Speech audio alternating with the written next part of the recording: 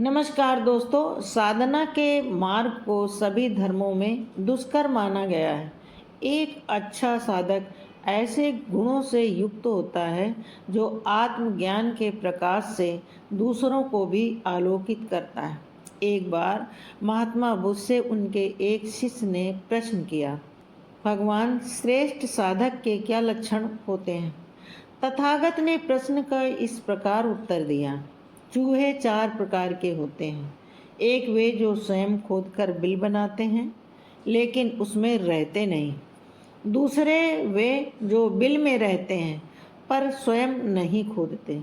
तीसरे वे जो स्वयं बिल बनाते हैं और उसमें रहते भी। चौथे वे जो ना तो बिल बनाते हैं और ना ही बिल में रहते हैं।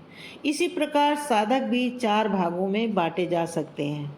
एक वे जो शास्त्र पढ़ते हैं पर जो शास्त्र ज्ञान भी प्राप्त करते हैं और सत्य का अनुभव भी। चौथे वे जो ना तो शास्त्र का अभ्यास करते हैं और ना सत्य का आचरण ही। अब तुम ही निर्णय करो कि श्रेष्ठ साधक कौन है। बुद्ध ने समझाया, एक लड़का बहुत चतुर था। उसने बहुत सी कलाएं सीखी। उसे तीर चलाना आ गया। वह नाव खेने लगा और बढ़िया से बढ़िया मकान बनाना सीख गया। उसके बाद वह घर लौटा।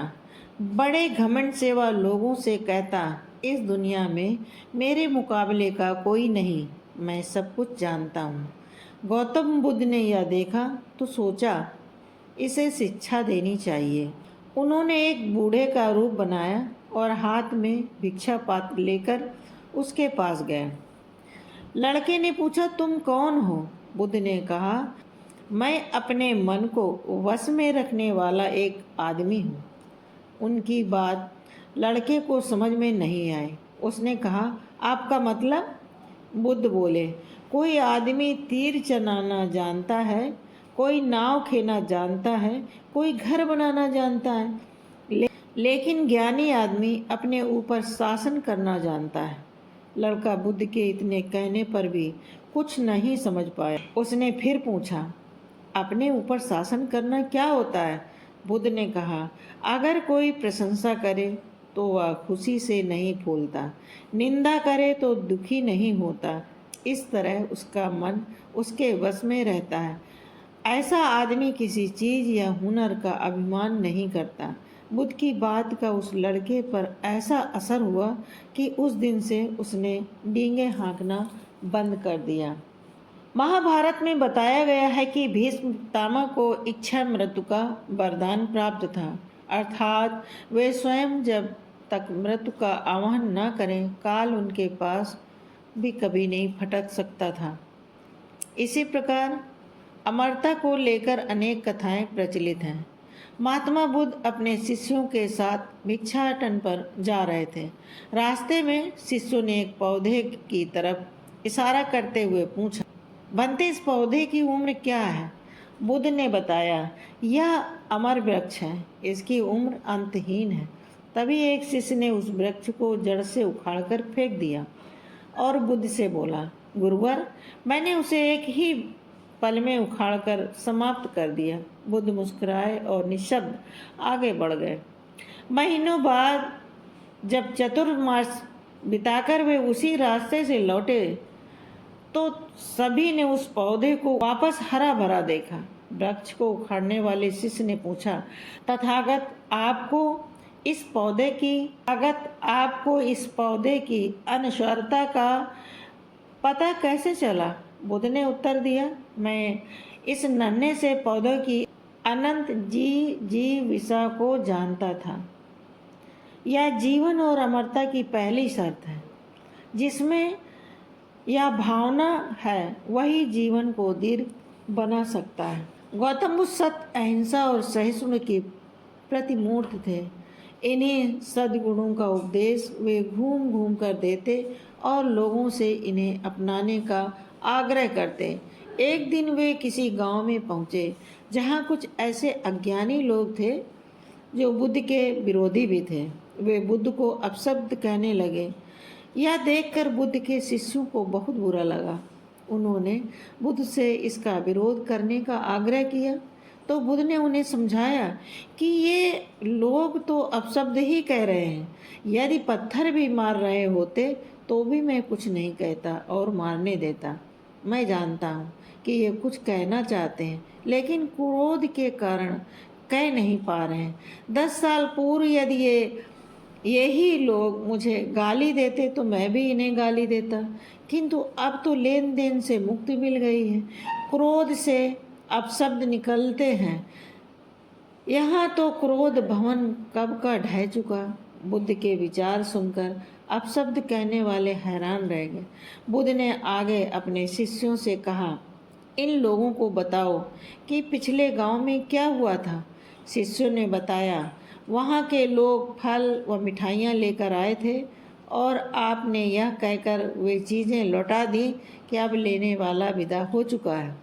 10 साल पहले आते तो मैं ये सभी उपहार ले लेता। बुद्ध बोले, उन लोगों ने मिठाइयाँ गांव में बांट दी, लेकिन आप ये अपशब्द गांव में ना बांटें। आप मुझे क्रोध नहीं दिला सकते।